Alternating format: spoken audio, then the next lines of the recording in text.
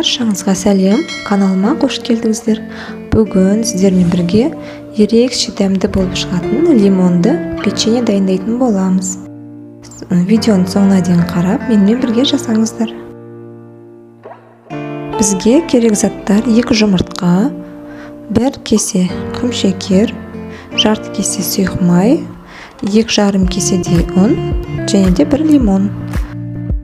Осындай шұңғылдау ыдысымызға 2 жұмыртқамызды саламыз. Оның үстіне шекерімізді салып, жақсылап жұмыртқалы массамыз ағарғанша осылай венчиктің көмегімен араластыратын боламыз.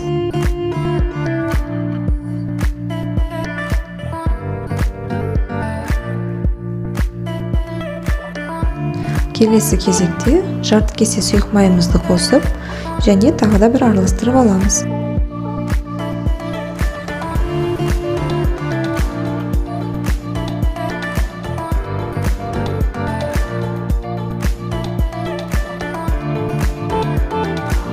Енді лимонның цедрасын үкіштің көмегімен осылай өткізіп аламыз. Бізге тек қана сарысы керек, ақ жағын өткізіп жүрмеңіздер.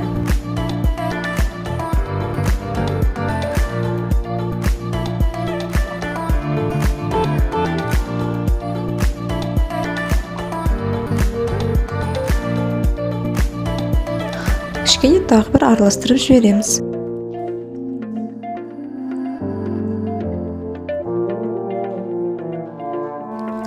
Бұл жұмыртқалы массамызды шетке қоя тұрамыз. Осы жарты лимонның шырынын сығып алуымыз қажет. Ол үшін осындай арнайы құрылғы пайдалансаңыздар да болады, немесе қолдың көмегімен қатты қысып шырынын шығарып аламыз.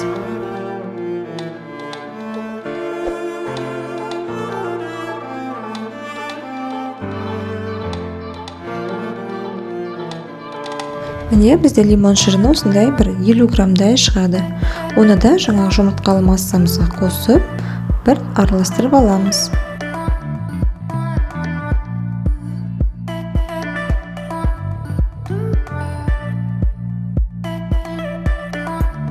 Біздің сұйық массамыз дайын болды. Келесі кезекте ұнымызды 2-3 бөлікке бөліп отырып қосамыз. Шамал ұн қосқан соң үстіне 1 шай қасық қопсытқышты саламыз. Осылай венчиктің көмегімен араластырамыз.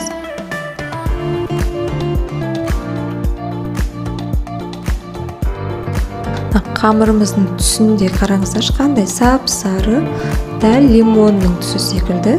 Және де мына жердегі иіс деген енді керемет болып шығып тұр. Лимонның иісі және де сиренің де екеуінің иісі қосылып әдемі болып шығып тұр.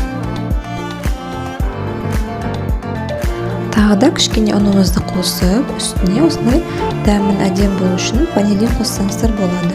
Менде бұл жерде ванильный сахар, жарты шай қасық қостым.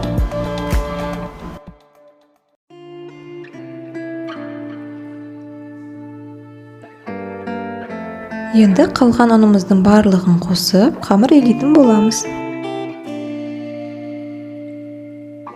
Міне қамырымыз осындай пластилин тәрізді, өте жұмсақ болып шығады.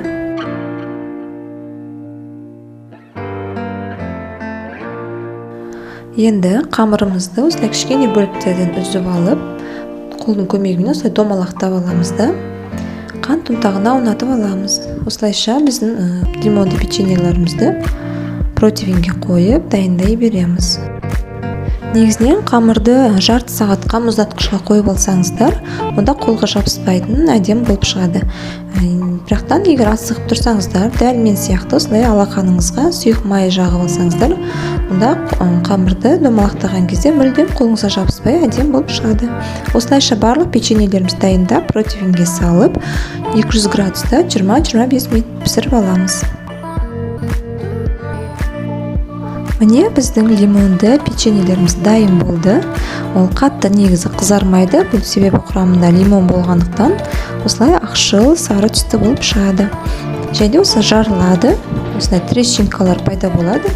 Өздеріңіз содан байқай бересіздер піскендігін. Өте әдемі, дастарханға қойғанға да, қонақтарыңызға қойсаңыздар да ұялмайсыздар. Және дәмі ерекше болып шығады, лимонның дәмі әдемі болып тұрады. Достар, видео ұнаған болса, лайк басып, пікір қалдырыңыздар, және де менің каналыма жазылуды да ұмытпаңыздар. Келесі видеоларда кездескенше сау болыңыздар.